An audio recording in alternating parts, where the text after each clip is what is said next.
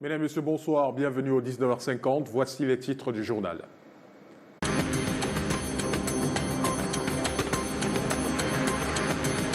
À la une ce soir, opération démolition dans la ville de Douala. Cible principale, les habitations jugées à risque. Les premières victimes de cette traque, celles du quartier Mobile Guinness, lieu du drame qui a coûté la vie à 39 personnes à la suite de l'effondrement d'un immeuble. Et ça avance à pas de tortue dans une partie de la ville de Douala. Circuler est un véritable parcours de combattants. Les automobilistes subissent la loi des embouteillages. Un trajet de 10 minutes habituellement se fait depuis quelques jours en 1 heure pratiquement. Une situation due aux travaux de réhabilitation des routes dont la métropole économique. Lucas Ndomo, le supposé revenant au quartier Ngoussou à Yaoundé, est un autre fait divers de plus selon le ministre de la Santé publique. Les autorités sanitaires ont dit leur part de vérité ce jour sur cette affaire qui, 10 jours après, continue d'alimenter les débats. Reportage à suivre dans le village de l'Amour, là où Lucas, malade mental, est pris en charge. Et dans l'actualité également, le Sénégal toujours sous tension. L'opposant numéro 1 de Macky Sall est placé sous mandat de dépôt. Ousmane Sonko, après avoir été arrêté, vient d'être inculpé. 8 infractions lui sont reprochées. Voilà pour les titres.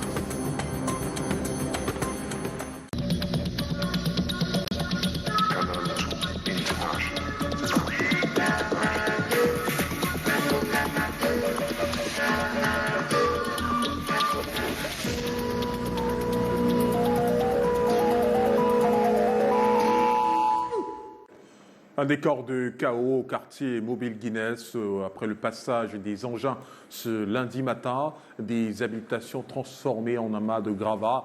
Ce sont les premières victimes de l'opération de démolition annoncée après l'effondrement d'un immeuble qui a fait 60 victimes. Voici le reportage d'Elisabeth Ngom et Marius Kosso. Après la phase de sensibilisation, place à la répression.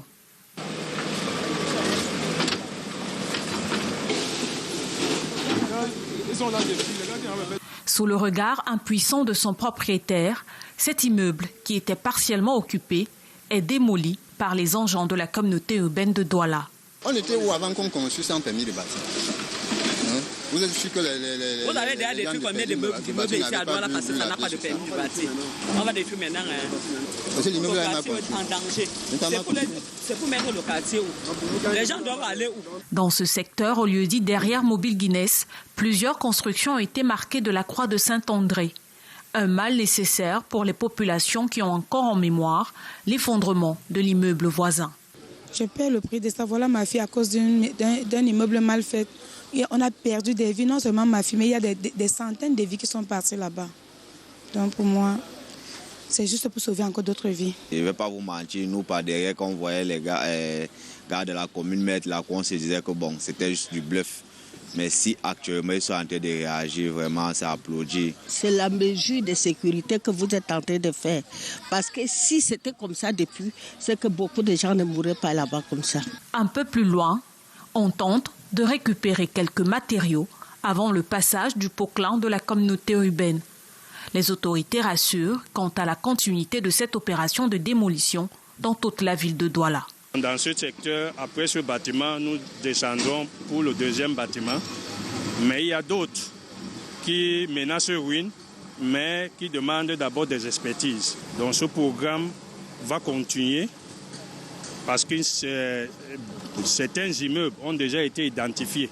Une mesure préventive en cette saison de pluie où inondations et éboulements de terrain sont annoncés par les services météorologiques.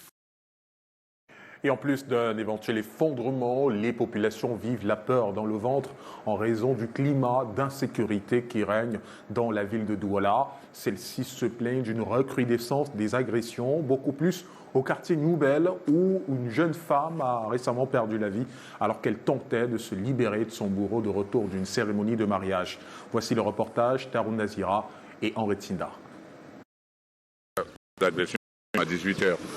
Les quartiers sont prêts auprès des gens qui ont le couteau en main. L'insécurité, un phénomène qui gagne progressivement du terrain dans la ville de Douala. Ici au quartier Nubel, les populations sont livrées à elles-mêmes. Les brigands ont élu domicile dans les ruelles de cette zone. Une situation qui exaspère les riverains. On est totalement en insécurité, on n'a même pas de possibilité, on ne peut rien. Il ne fait rien pour le quartier. On a toutes les agressions au quartier, les portables, les agressions des motos, même ceux qui marchent à pied. Ne fait rien. Nous sommes à l'insécurité au quartier. Dernièrement, nous avons eu un cas de mort ici au Carrefour, plus précisément. Et le principal dit de la sécurité a été lui-même poursuivi. Vous voyez un peu, non? Donc lui-même déjà n'est pas en sécurité. Les habitants attendent une réaction des autorités pour mettre fin à leur calvaire. À partir du chef de bloc et puis les autorités, s'ils nous viennent en aide, comme vous voyez déjà, le Carrefour est vraiment un peu dégagé. Mais je ne crois pas que c'est fini. Et si vraiment ils nous donnent coup de main, s'ils nous aident aussi à travailler, le quartier serait en pleine sécurité. Le dernier cas d'insécurité dans ce quartier remonte à jeudi dernier. Une jeune femme a perdu la vie écrasée par un camion. Cette dernière tentait de résister à son agresseur. Et toujours dans la ville de Douala, les automobilistes vivent dans l'enfer des embouteillages. Il faut s'armer de patience quand vous empruntez certains tronçons routiers. Et pour s'en sortir, il faut improviser des voies de contournement. L'enfer des bouchons, on y est de plein pied au carrefour PK14. Reportage Elisabeth Ngaume et Marus Kosso. C'est en file indienne que se fait la traversée du carrefour PK14 à Douala. En travaux de réhabilitation routière, les habitants sont obligés de parcourir de longues distances à pied, dans la boue, pour allier les nouveaux points de stationnement. J'emprunte une moto jusqu'à 14, mais je dois m'arrêter avant et traverser.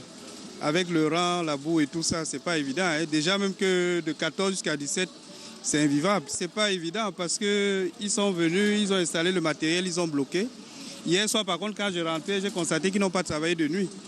Il faut installer des initiatives qui profitent aux populations. La preuve, où sont les voies de contournement?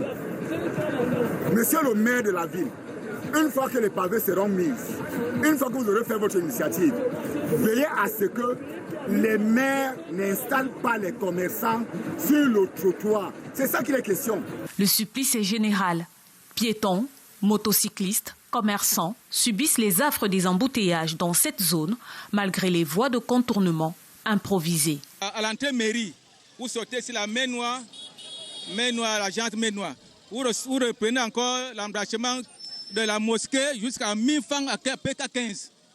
Ce sont les deux voies là, mais ce n'était pas prévu.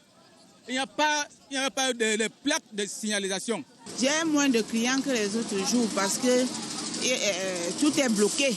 Il n'y a pas de circulation et puis les gens ne passent pas. Ils n'ont pas le passage pour passer et puis acheter quelque chose. Notons que ces travaux de pavoisement et revêtement de la chaussée qui ont débuté au carrefour PK14 vont s'étendre jusqu'au carrefour Cité des Palmiers. La durée du projet est fixée à 15 mois. Un autre enfer à Douala, celui des ordures, des tas d'immondices jonchent les rues de certains quartiers à la métropole et économique. La situation ne va pas en s'améliorant malgré les plaintes des populations. Ces montagnes de déchets ne donnent guère un visage reluisant à la ville. Voici le reportage de Titi Freeman et Henri Tinda. À 3 mois de rare collecte, les ordures qui s'amoncellent ici au marché d'Okpassi de Douala ont pris de la hauteur. À leurs pieds, ces commerçantes gênées et dépassées par les événements. C'est plein de saleté franchement. Si l'État pouvait faire quelque chose pour nous, ça nous met mal à l'aise, ça nous indispose, ça nous met les maladies. On va faire comment? C'est la misère, c'est la souffrance. Si on ne sort pas, on va manger quoi? Nous sommes infectés, on va faire comment? Les effets sur la santé ne tardent pas à se faire ressentir. Tu arrives à la maison, tu chopes l'eau, tu te laves avec l'eau. Quand le cas gratte des côtés, oui. Tu n'es pas à l'aise, même quand tu dors. Tu es enrhumé, la toux, la grippe, à cause de la poubelle. Leur souhait commun est le ramassage de ces immondices par la société en charge de l'hygiène et de la salubrité dans le pays. Mon souhait est que vraiment Isaac me reprend son service. Isaac me reprend son travail. Nous sommes très mal à l'aise. On n'arrive pas à respirer. Des mauvaises odeurs partout. Mon souhait est qu'on vient dégager tout ça devant nous, que c'est trop. Le Cameroun est bizarre, on ne sait pas pourquoi. Ce décor insalubre est présent dans tous les quartiers de la métropole économique, aux grandes dames des populations. Les rues de Yaoundé présentent également un visage défiguré par les ordures ménagères. Il vous verrez que malgré nos précédentes descentes sur le terrain, le décor est toujours le même ce 31 juillet, au grand désarroi des populations. Voici le reportage de Joël Jean 3 et Michel Foucault. Difficile de faire un pas dans la ville de Yaoundé sans croiser le chemin d'ordures ménagères dont la putréfaction ferait perdre l'appétit même aux plus grands gourmands. Ici, au lieu dit Scalom, ce bac est noyé dans les ordures. Pour venir à bout des immondices, un caterpillar est mis à contribution. Mais malgré les cris à l'aide des populations visiblement abandonnées, les alertes à répétition des médias, le statu quo ordurier persiste, entraînant le courroux des populations. On est fatigué de ça. Avec les mouches, non. On voit un peu, par exemple, la tomate. Vous-même, vous constatez les odeurs qui se répandent ici. Bon, il faut que ça change. Il faut que Isaac Kamda fasse son travail. Et aussi les gens de la mairie. Yaoundé est une ville poubelle. Ici à Mokolo, il faudra plusieurs jours pour rendre salubre cet endroit non loin de la paroisse. Les commerçants, malgré le paiement de certains droits liés à l'hygiène et à la salubrité, constatent impuissants que le mal persiste. Les moustiques, on ne s'en sort pas. Le paludisme. Presque au moins 80% de ce quartier souffre de ça, de ce paludisme-là. On va faire comment? On a à payer les taxes d'hygiène et stabilité. On a à payer tout. Mais on est là dans la poubelle. À la faveur d'un décret signé le 24 juillet dernier par le Premier ministre, les communes d'arrondissement recevront désormais 30% du droit d'accise pour la gestion des ordures. Ces fonds seront-ils une arme redoutable pour nettoyer la ville de Yaoundé de ses poubelles? Seuls les prochains mois nous le dirons. Autre titre, reparlons ce soir du supposé revenant au quartier Ngousso à Yaoundé. Près de 10 jours après, l'affaire continue d'alimenter les débats et suscite beaucoup d'interrogations au sein de l'opinion. L'on se demande toujours ce qui s'est bien passé au centre Jameau, où Lucas Ndomo est prise en charge, la responsable du village de l'Amour qui s'occupe des malades mentaux dans cette formation hospitalière, fait d'autres révélations dans ce reportage de Daniel Anissé-Boudier, Arnaud Gueffa, Constant Kamga et Serge Alazebou. À notre niveau, ça nous a vraiment choqué le comportement de cette famille ici au village de l'Amour. Le docteur Lomengene, encore dépassé mais surtout amusé par l'histoire qui défraie la chronique en ce moment à Yaoundé, celle d'un homme mort et ressuscité 3 mois après. C'est que le sous-directeur de la santé mentale au ministère de la Santé publique est celle qui suit en effet depuis quelques mois Lucas Ndomo ici au village de l'Amour. La structure logée à l'hôpital Jameau de Yaoundé est dédiée à la prise en charge des personnes atteintes de maladies mentales et errantes, ou plus simplement des fous. Celui que tout le monde appelle désormais le revenant, y séjourne depuis le 14 avril dernier. Le 14 avril, nous avons fait notre 7e descente dans les rues. Et lors de cette descente, nous avons ramené au village de l'Amour, ici, 41 personnes, 6 femmes et 35 hommes. Et parmi eux, il y a un pamé qui agonisait sur le trottoir à Messassi. Donc, nous l'avons ramené ici avec les 40 autres personnes. Parmi ces 40 se trouve Ndomo Lucas, pris dans les rues du quartier Ngousso ce même jour. La famille de M. Ndomo est arrivée sur le site. Le frère est arrivé quelques heures après et c'est lui qui a reconnu l'agonisant, parce qu'il faut spécifier que ce monsieur était inconscient. Il agonisait, qu'il a reconnu en disant que c'est son frère et il s'appelle Ndomo Luc. Pendant qu'on y est, Lucas Levray est pris en charge à l'intérieur du village. Le patient agonisant, qui lui ressemble curieusement, rend l'âme au petit matin du 16 avril autour de 5 heures. Autour de 8h30, la famille Ndomo arrive et nous fait un scandale sur le site, qu'on a tué le membre de la famille, qu'on l'a pris en Ngousso, sous la véranda, même chez lui, on allait le prendre chez lui, on l'a injecté et on l'a tué au village de l'Amour. La dépouille d'Ndomo le Faux est donc transportée par la famille et déposée à la morgue de l'hôpital général de Yaoundé. Des obsèques sont organisées et il est inhumé le 27 mai. Durant ces plus de 3 mois, Ndomo l'Authentique suit son traitement au centre Jamo. Sa stabilité mentale peu à peu retrouvée, les responsables du village décident de sa réinsertion en famille en même temps que 14 autres malades. Quand ils arrivent parfois, les noms eux-mêmes, là où ils habitent, ils ne se souviennent plus. Mais après prise en charge, ils se souviennent. C'est ainsi que le 22 juillet dernier, Lucas, ayant lui-même indiqué le chemin de son domicile, y est conduit autour de 17h. Panique générale dans le quartier, on crie aux revenants. C'est comme ça que j'entends seulement comment on crie que « Yé, Ndomoé ». Mais je me disais que peut-être ils étaient contents. Je me rends seulement compte que les gens courent pour venir regarder, mais dès qu'ils ont vu M. Ndomo, tout le monde a fui. C'est comme ça que j'arrête sa main. Pendant que j'avance, tout le monde fuit. Tous étaient pêchés. C'est chacun qui regardait. L'autre dit que Yé, il m'a fixé. Ils ont tous fui. Aujourd'hui, la famille elle-même revient peu à peu à la raison en estimant qu'elle a fait confusion quelque part. Du côté du ministère de la Santé publique, on appelle à la vigilance et à la prudence des uns et des autres face aux informations circulant sur les réseaux sociaux, surtout quand celles-ci jettent l'opprobre sur le personnel de santé. L'affaire du revenant, pour Manaouda Malachi, n'est rien d'autre qu'un fait divers de plus. Je remarque, avec beaucoup de regret d'ailleurs, que l'opinion aime bien les faits divers, les anecdotes, des histoires à dormir debout, j'allais dire, parce qu'en réalité, parler d'un revenant comme cela, parce que par le fait d'une seule personne, je crois qu'il y a un problème. Si nous allons au fond de ce problème, vous-même vous savez très bien, ça n'a pas lieu d'être. Et ce n'est pas le seul fait aujourd'hui. Nous l'avons eu hier encore sur la Quintini, avant-hier encore sur l'hôpital central. Nous avons des faits comme cela, mais qui, à la vérification, s'avère véritablement pas digne d'intérêt. Mais une seule interrogation persiste dans cette histoire. Quelle est donc la réelle identité du patient inhumé le 27 mai 2023 à Ngousso? Les enquêtes en cours le révéleront certainement.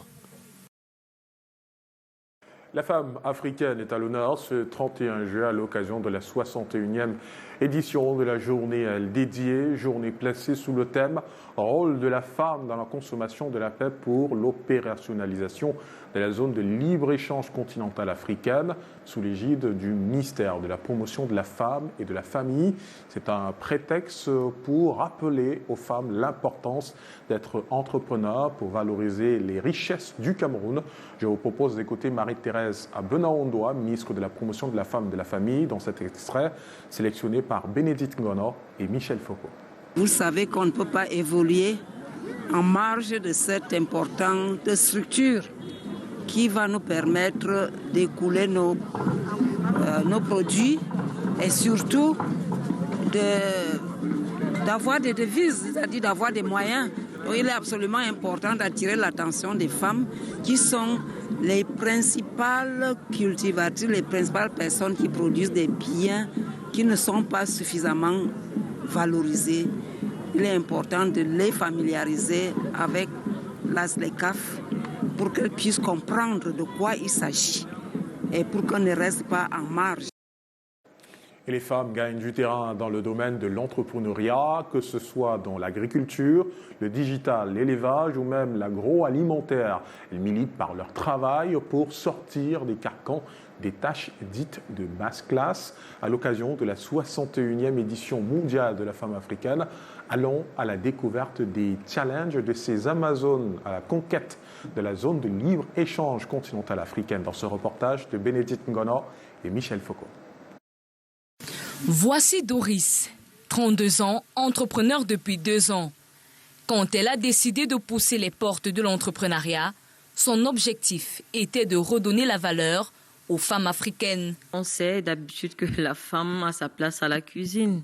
Alors on doit traverser, on doit enlever cette image-là, changer les mentalités.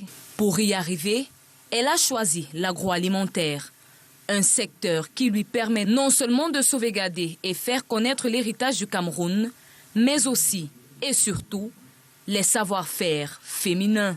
La pâte d'arachide, ce dans quoi je me suis lancée, Ça fait partie de notre enfance. Ça nous a bercés. Nos mamans nous faisaient grandir avec et nous alimentaient avec. Malgré les difficultés, la trentenaire a les yeux rivés sur l'avenir.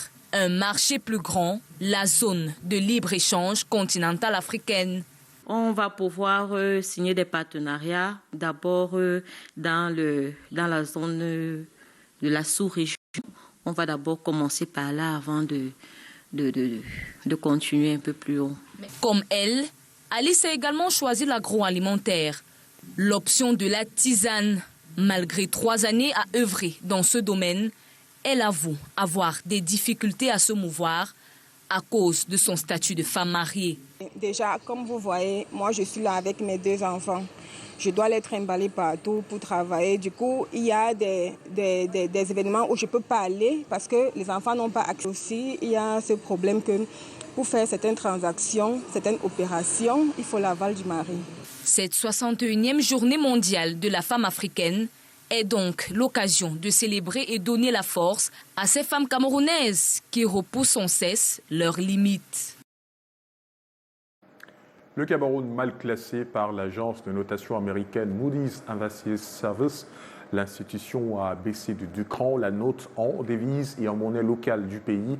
L'agence indique que le gouvernement faisait face à des difficultés de trésorerie qui ont orchestré des retards de paiement au titre du service de la dette extérieure. Quelles peuvent être les conséquences d'une telle rétrogradation sur l'économie camerounaise? Des réponses dans cet élément de Michael Tipkeo. La note de Moody's classe le Cameroun dans la catégorie risque élevé, 5 rangs au-dessus du défaut de paiement. Une mauvaise nouvelle pour le pays qui prévoirait, avant la fin de cette année, d'autres emprunts. Le Cameroun sombre dans la zone rouge, c'est-à-dire une catégorie très spéculative, un risque très élevé d'endettement. Et après cette catégorie, il n'y a plus que chez Moody's la catégorie de défaut de paiement. C'est-à-dire que le Cameroun est, comme Fitch le montrait déjà, au bord du surendettement. Cette incapacité de rembourser ses dettes est donc une catégorie où nous ne sommes plus solvables.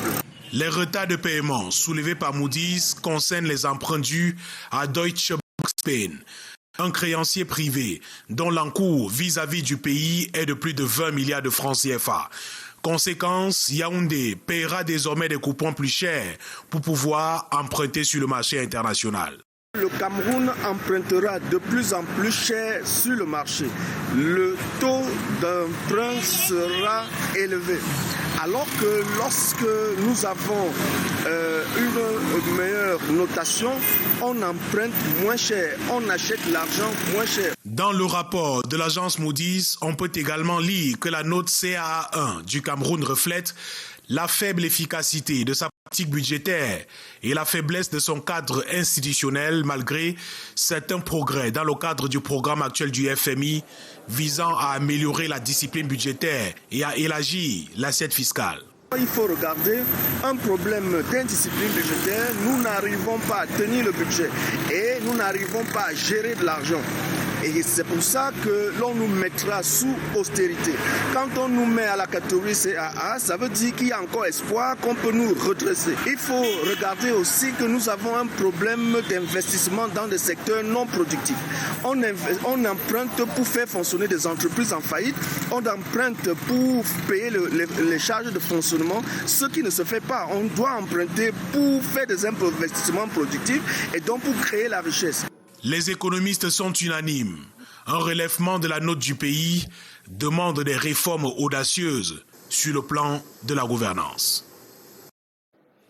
Et à suivre dans le 19h50, on parlera de cette nouvelle offensive qui se prépare contre le VIH-Sida. Des pères et éducateurs s'arment pour combattre cette maladie en milieu jeune. Et au Sénégal, Ousmane Sonko, placé sous mandat de dépôt après avoir été inculpé. 8 infractions lui sont reprochées selon un de ses avocats. Brazzaville, capitale des petites et moyennes entreprises africaines et de l'économie sociale. Ce lundi, le Forum international des femmes entreprenantes et dynamiques a pris ses marques dans le Centre international des conférences de Kintele. Cette 12e édition a pour thème « Accompagnons les entreprises africaines pour renforcer les capacités des filières de transformation, accélérateur du Made in Africa ». Voici le reportage de notre envoyé spécial à Brazzaville, Arnaud Guéfac. Accueil à la congolaise, culturellement colorée. Des femmes ont pris les premières lignes pour battre la cadence d'une Afrique qui ose.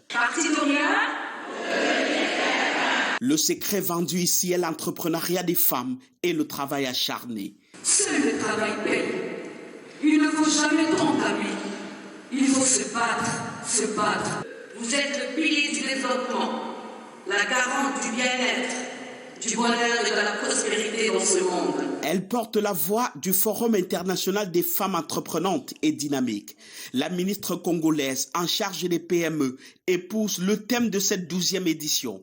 Il faut accompagner les entreprises africaines pour renforcer les capacités des filières de transformation accélératrice du Made in Africa. L'objectif du label Made in Africa est aussi de permettre à notre continent de mieux s'intégrer dans la mondialisation.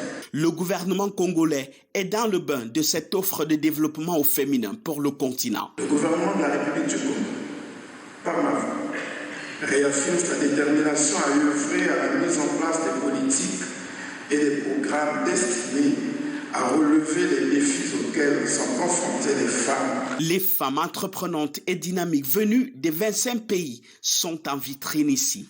L'ambiance des expositions au grand hall et à l'extérieur, comme vous le voyez derrière moi, présente le savoir-faire des femmes dans une diversité éblouissante. Chaque pays porteur de son identité. Le Made in Cameroun, lui, brille aussi parmi les plus grandes curiosités des stands. Le Premier ministre a tenu à y faire un tour. Un rayon camerounais partagé entre des produits haut de gamme, de l'artisanat, du vestimentaire et de la cosmétique, avec des Amazones à l'œuvre.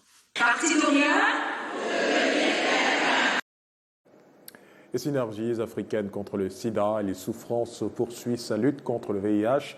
Des pères éducateurs se préparent déjà à descendre sur le terrain de la sensibilisation pour stopper la propagation de cette maladie en milieu jeune. C'est à la faveur de la 21e édition des Vacances sans sida. Karel Mezatatuya et Serge Alain Zibo. Jusqu'à 20h, il faut vous en profiter. Ils sont attentifs aux stratégies de charme qu'ils vont déployer sur le terrain pour ratisser large. Des méthodes de sensibilisation aux astuces pour bien se faire entendre en passant par le danger qu'est la drogue et ses effets néfastes dans la contagion du VIH. Ces pères éducateurs ne loupent aucun détail. Les zones d'ombre sont ici éclairées par des experts de synergies africaines contre le sida et les souffrances dans le jeu de questions-réponses. Ils nous ont appris les attitudes à adopter quand nous serons sur le terrain, les signes de politesse, la vaillance, le dévouement vis-à-vis des personnes que nous allons sensibiliser. C'est donc suffisamment armés qu'ils vont s'attaquer au VIH en cette période de relâchement propice au comportement à risque. Ça doit se faire avec dévouement, art de convaincre et discipline. La discipline commence d'abord le matin. Si on vous dit lieu de rassemblement des pères éducateurs, si je prends un exemple, on vous dit c'est au château Anguaikele à 8h. Tous les pères éducateurs de ce groupe doivent être là à 8h. Aucun écart de comportement ne sera toléré. Ces pères éducateurs doivent mouiller le t-shirt pour mériter la confiance placée en eux par la première dame du Cameroun, Chantal Biya, présidente fondatrice de Synergies africaines contre le sida et les souffrances, qui a lancé l'initiative en 2003. Ils sont désormais ses ambassadeurs. Elle donne la possibilité aux jeunes de se joindre à elle dans ce combat en tant qu'acteur, parce que c'est très important pour elle. Elle a compris très tôt que pour que le message de sensibilisation à l'endroit de la jeunesse passe, il fallait aussi que les jeunes eux-mêmes soient impliqués comme acteurs, qui sensibilisent leurs propres pairs. Concept rendu à sa 21e édition. Il sera lancé le 2 août prochain à Yaoundé.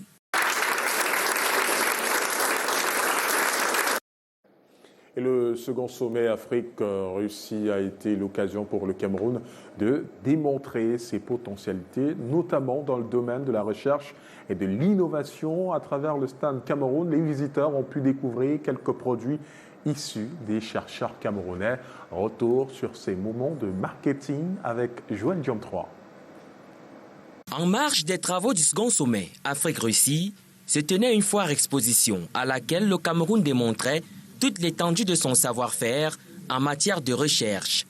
Les visiteurs qui se rendaient sur ce bout de Cameroun à Saint-Pétersbourg étaient accueillis par le ministre de la Recherche scientifique et de l'Innovation. Nous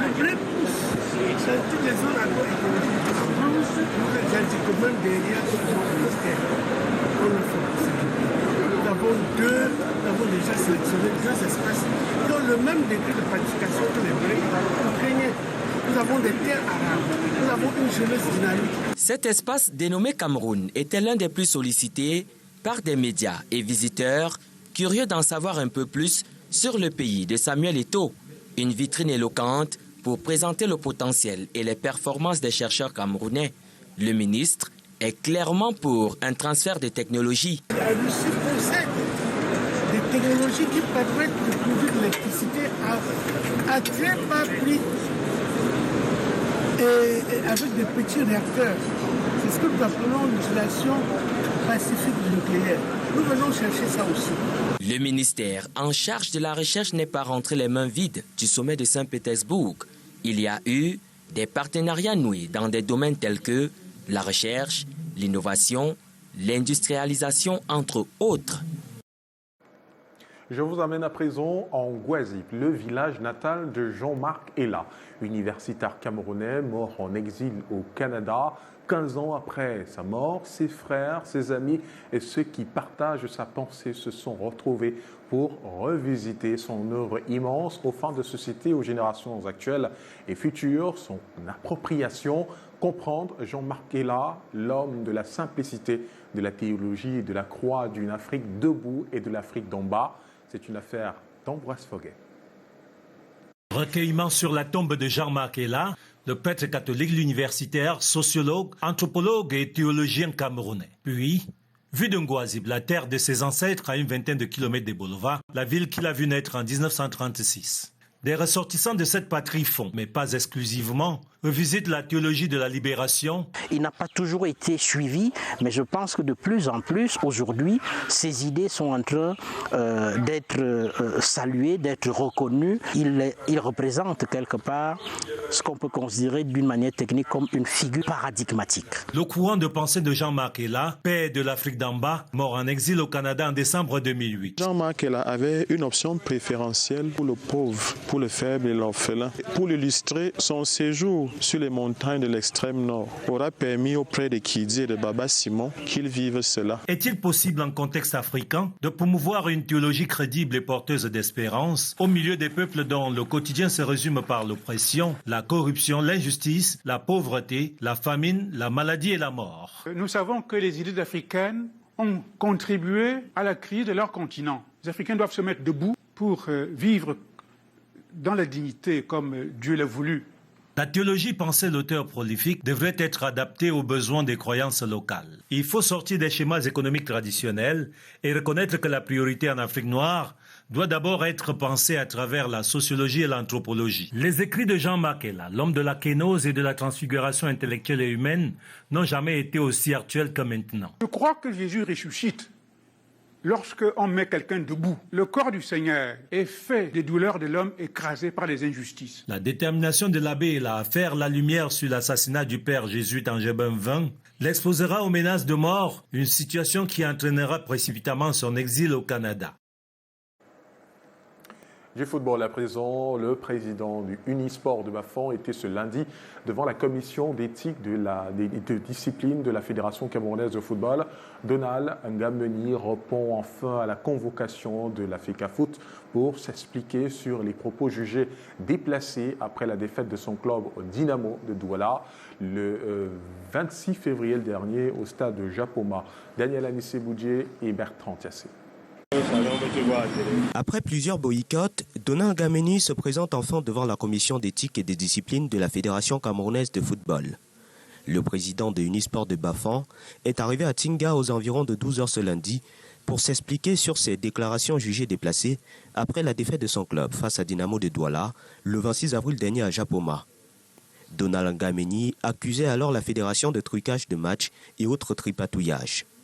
Au sorti de son audition ce 31 juillet, le jeune patron de club reste ferme, droit dans ses bottes. J'ai réitéré que je reste sur mes mêmes déclarations au vu de l'actualité sportive que nous vivons actuellement et au vu de tout le mouvement qu'il y a autour de la Fédération camerounaise de football sur les matchs truqués depuis ce dernier mois. Au sujet d'une possible suspension, Donald Ngameni ne se dit pas inquiété du tout. Pour changer le championnat camerounais, il se présente comme étant la voix des sans-voix. Aujourd'hui, même si je suis suspendu, je suis plutôt très content parce que je serai celui-là qui a fait savoir aux Camerounais la vérité et qui a fait savoir aux Camerounais ce que les gens savent et qui ne veulent pas parler. Donc aujourd'hui, je ne suis plus là pour mon compte, mais je suis là pour un compte collectif pour défendre l'intérêt du football camerounais, l'intérêt des clubs professionnels. Le président d'Unisport dit avoir fourni toutes les preuves de ses déclarations et quitte Yaoundé dans l'espoir que la commission d'éthique prendra des décisions sages pour, dit-il, le bien du football.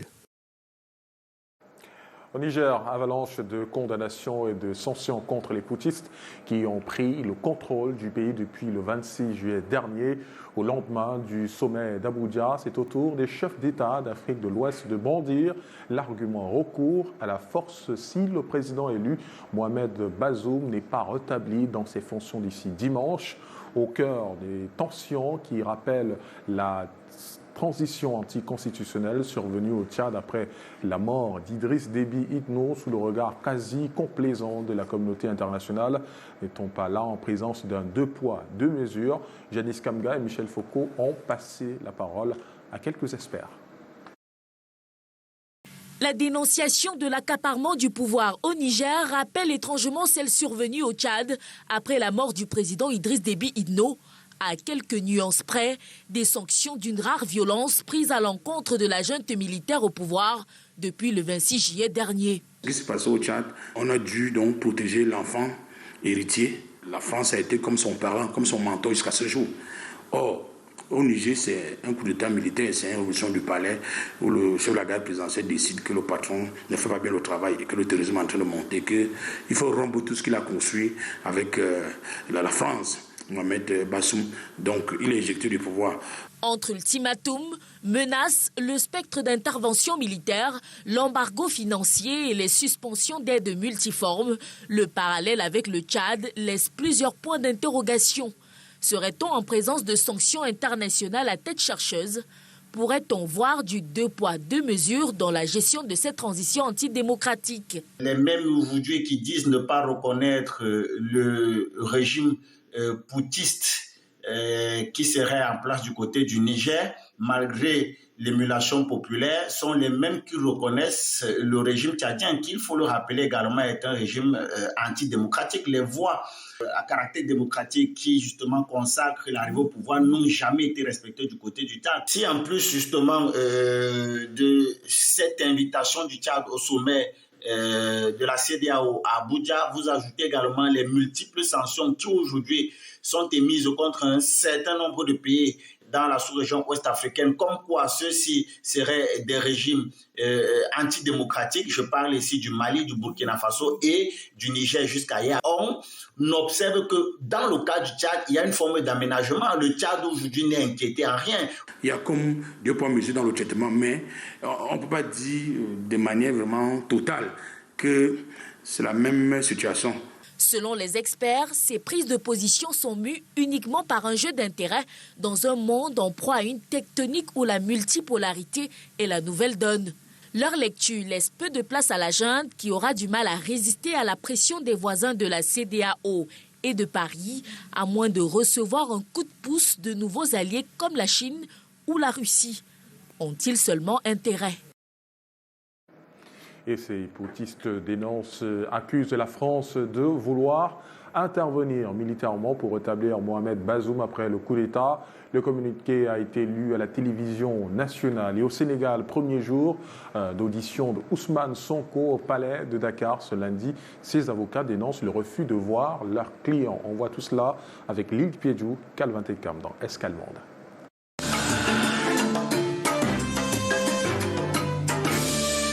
Le président de transition tchadien, Mahamat Idriss Déby Itno, est à Niamey, au Niger, depuis dimanche pour voir ce qu'il peut apporter au règlement de la crise dans le pays. Une initiative tchadienne qui intervient au moment où la CEDEAO a fixé un ultimatum d'une semaine aux putschistes pour restaurer l'ordre constitutionnel, soulignant ne pas exclure un recours à la force. Pendant ce temps, l'homme fort du Niger accuse la France de vouloir intervenir militairement pour rétablir Mohamed Bazoum dans ses fonctions, dans un communiqué lu ce lundi à la télévision. La France, avec la complicité de certains Nigériens, a tenu une réunion à l'état-major de la garde nationale du Niger pour obtenir des autorisations politiques et militaires nécessaires. Après ce coup d'État, les Nigériens évoquent l'espoir suscité par ce chamboulement politique. Nous pensons que l'arrivée des militaires à la tête du pays va nous donner un peu plus d'espoir. L'insécurité ne fait que gagner du terrain dans notre territoire. À mon point de vue, il est tout à fait normal qu'un changement advienne.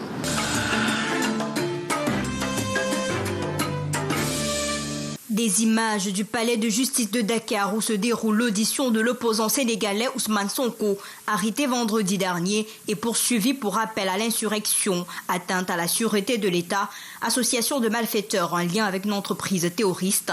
Selon l'avocat de Ousmane Sonko, la défense se trouve dans l'impossibilité de rencontrer son client. Le leader du PASTEF, Ousmane Sonko, notre client, a été encore une fois enlevé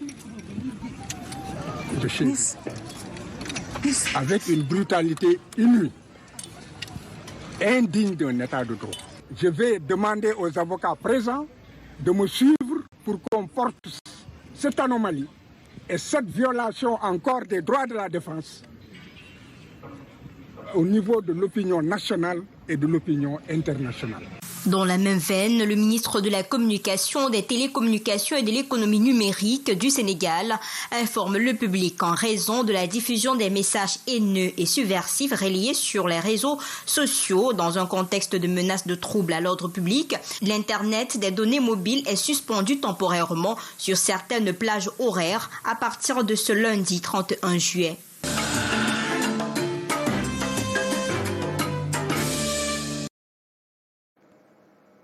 Et c'est ici que se referme ce journal. Merci de nous avoir suivis.